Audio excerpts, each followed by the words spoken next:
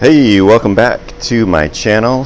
We are going to design a spoon. We're going to need a blank. This is green wood, meaning that it hasn't been dried out yet. It's still got some moisture in it. It hasn't been cut down that long ago. That's going to be easier to carve out the bowl on if we use green wood, but you can use dried wood as well. We're going to use a piece of paper to create a design. You're going to need a pencil for doing some tracing and a scissors for cutting that out. Once you have those things ready, you're ready to go.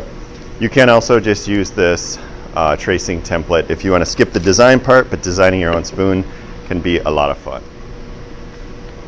I'm going to start by taking my piece of paper and folding it in half the long way. Doesn't have to be perfect. We just want a line of symmetry that's going to represent half of our spoon. So what I'm going to do is I'm going to think about how the spoon is going to be symmetrical, and this is going to be the outside of the spoon, and this will be where the fold is going to be where the handle and everything is. And then what I'm going to do is I'm going to decide what shape I want my spoon to be, and I'm going to just draw that on there. I'm going to have mine have a little bit bigger part here, and it's going to come in. I'm going to get pretty close to the edge. I'm going to trace all the way like this, and then all the way there. So that's my handle, that's my spoon part. I'm going to sketch in where my bowl is going to be.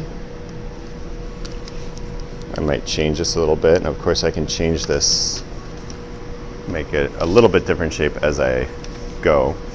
Then what I'm going to do is I'm going to take my scissors and I'm going to cut it while it stays folded.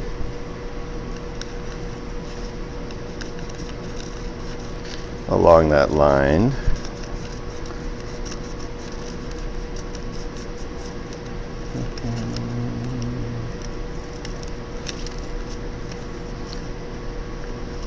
And it doesn't have to be perfect.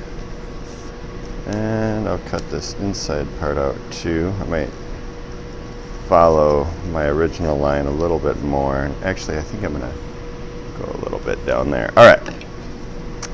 Now if I unfold this, then I have my spoon shape, and I can look at it and be like, yeah, actually I want this to be maybe a little bit rounder, so I'm gonna do that. And it's just paper, so if I'm not happy with my design, I can just recycle this and go get another one. In fact, I don't like that part. So when I go to trace this on the wood blank, I might change it a little bit as well. But I kind of get an idea here about like what shape I want this to be.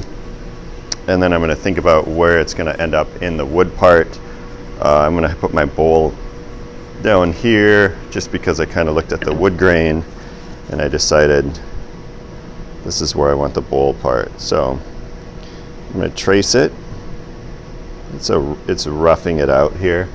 Doesn't have to be perfect because I'm going to do all that shaping later on with the spoke shave. I'm going to trace the bowl part. In fact, I'm going to do a little bit rounder right there because I didn't really like the way that angle part worked. And then try to stay straight with the grain. So if you read the grain a little bit, you can try to make sure that it's going along the grain. And I might change this part down here later. I can always change it when I get to the carving part. All right, so I have this roughed out. There's some spots here that could be a little bit smoother. But now I'm going to take this over to the bandsaw and cut it out.